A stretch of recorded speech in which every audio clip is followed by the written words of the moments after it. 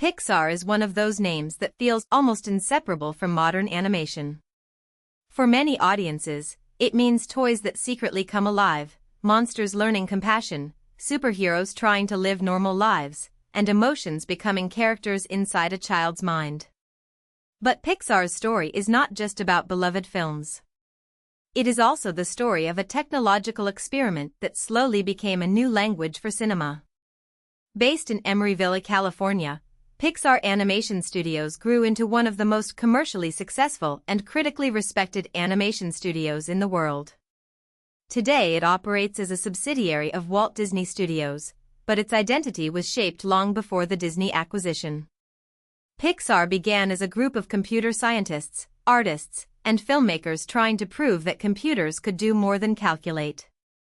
They could perform, illuminate, and make audiences feel.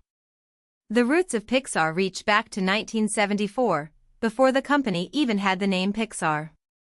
It began as part of the computer division at Lucasfilm, the company founded by George Lucas. At the time, computer graphics were still far from mainstream entertainment. The idea that an entire feature film could one day be animated by computer was not just ambitious, it seemed almost unrealistic. The group working inside Lucasfilm became known as the Graphics Group. Their focus was technical, but their ambitions were cinematic. They were exploring digital imaging, rendering, and computer-generated visuals at a time when most animation still depended on hand-drawn techniques, stop-motion, models, optical effects, and painstaking manual processes. What made this group important was not simply that they used computers. It was that they imagined computers as creative tools. In 1986, the Graphics Group was spun off as its own corporation, and that moment marked the true birth of Pixar as an independent company. The key financial backer was Steve Jobs, the co-founder of Apple, who became Pixar's majority shareholder. Jobs did not instantly turn Pixar into a movie studio. In the beginning, the company sold high-end graphics hardware and developed technology for industries that needed advanced visualization. But the creative heartbeat of the company was already visible in its short films. That same year, Pixar released Luxo Jr., a short film starring a small desk lamp. The lamp had no face and no dialogue, yet it displayed curiosity, playfulness, and personality. Luxo Jr. became Pixar's mascot and a lasting symbol of the studio's core belief: character can emerge from motion, timing, and emotion, not just words. Pixar's breakthrough was not only artistic. It was deeply technological. One of its most important contributions was RenderMan, the rendering software that powered many of its films and influenced the wider visual effects industry. Rendering is the process of turning digital models, surfaces, lighting, and motion into final images. In animation, this is where invisible math becomes visible cinema. RenderMan began as Pixar's implementation of the RenderMan interface specification, an industry-standard image rendering API that emerged in 1988. Over time, RenderMan evolved dramatically. It eventually became fully path-traced and physically based, meaning it could simulate light in increasingly realistic ways. This mattered because Pixar's emotional stories depended on believable worlds. A toy's plastic surface, a fish's underwater glow, or the soft light in a family home all required technology that could support feeling. The movie that changed everything was Toy Story, released in 1995. It was Pixar's first feature film, and it was also the first fully computer-animated feature film in cinema history. That fact alone made it revolutionary, but Toy Story succeeded because it was more than a technical demonstration. Its central idea was simple and powerful: toys have secret lives when humans are not watching. This concept gave Pixar a perfect subject for early computer animation, because toys naturally had surfaces and shapes that digital tools could render convincingly at the time. But the film's real achievement was emotional structure. Woody and Buzz were not just digital objects, they were characters with jealousy, insecurity, loyalty, and growth. Toy Story proved that computer animation could carry a feature-length story and connect with audiences across generations. After Toy Story, Pixar built a reputation around a rare combination: technical innovation, commercial appeal, and carefully structured storytelling. The studio did not simply repeat one formula, but it did develop recognizable strengths. Pixar films often begin with a high-concept premise that is easy to understand.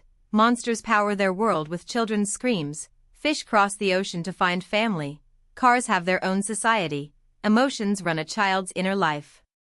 From there, the stories usually explore identity, fear, friendship, grief, ambition, or belonging.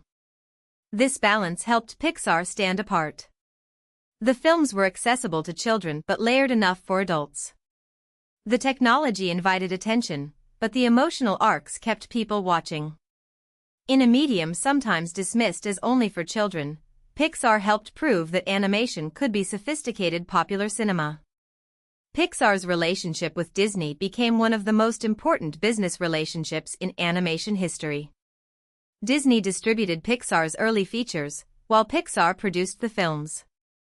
Over time, Pixar's success became impossible to ignore. In January 2006, Disney announced that it would acquire Pixar, and the deal was completed in May of that year. The acquisition placed Pixar under the Walt Disney Studios umbrella, within what is now the Disney Entertainment segment of the Walt Disney Company. But this was not simply Disney buying a successful supplier. Pixar brought creative leadership, technological expertise, and a strong culture of story development.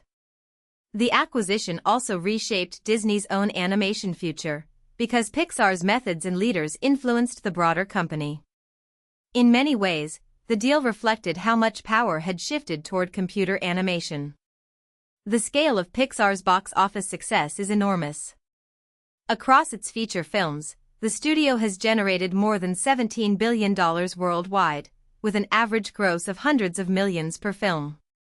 Several Pixar releases crossed the billion-dollar mark, including Toy Story 3, Finding Dory, Incredibles 2, Toy Story 4, and Inside Out 2. These numbers are more than financial trivia. They show how Pixar's stories became global cultural events. A film like Finding Dory did not succeed only because it followed Finding Nemo. It succeeded because audiences had built long-term emotional attachments to Pixar characters and worlds. Incredibles 2 showed that a family superhero story could return years later and still feel relevant. Inside Out 2 demonstrated the continuing strength of Pixar's ability to turn abstract inner experiences into accessible visual storytelling. Awards have also played a major role in Pixar's reputation. The studio has earned dozens of major honors, including Academy Awards, Golden Globes, and Grammys. Since the Academy Award for Best Animated Feature was introduced in 2001, many Pixar films have won it, including Finding Nemo, The Incredibles, Ratatouille, WALL-E, Up, Toy Story 3, Brave, Inside Out, Coco, Toy Story 4, and Soul. These wins reflect how consistently Pixar has been viewed as a leader in feature animation. But perhaps even more telling are the times Pixar crossed into categories usually dominated by live-action films. Up and Toy Story 3 were nominated for Best Picture, a rare achievement for animated movies. Those nominations signaled that Pixar's best work was not only excellent animation, it was excellent filmmaking. Pixar's creative identity has often been associated with a group of major filmmakers and executives, including John Lasseter, Brad Bird, Pete Docter, Andrew Stanton, and Lee Unkrich.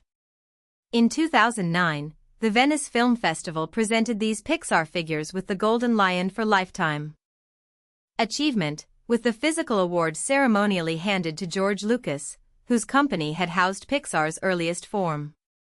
That moment symbolized the continuity between experimental computer graphics, the film industry, and global cinema culture. Pixar's success was never the work of only one person, even though Steve Jobs' funding was crucial and individual directors became famous. It came from collaboration between story artists, animators, engineers, designers, editors, composers, and technicians.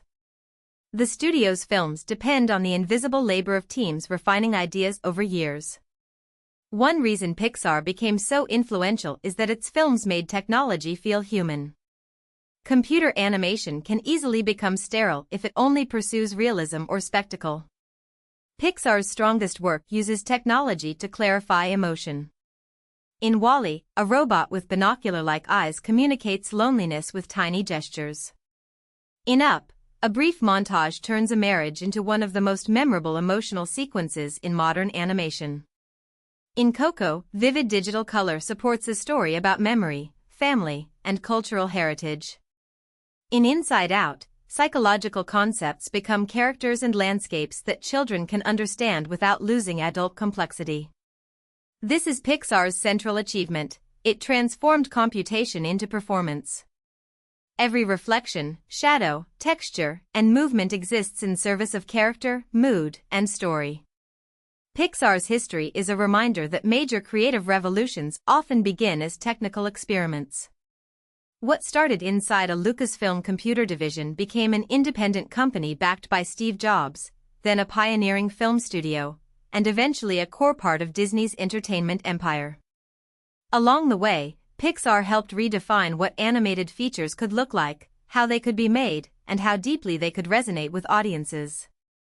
Its mascot, Luxo Jr., is still a fitting symbol, a simple lamp brought to life through movement, personality, and imagination. Pixar's legacy is not just that it made successful movies. It showed that technology and storytelling do not have to compete. When they work together, pixels can become characters, software can become cinema, and animation can become one of the most powerful forms of modern filmmaking. If you found this helpful, please like this video and subscribe for more explainers.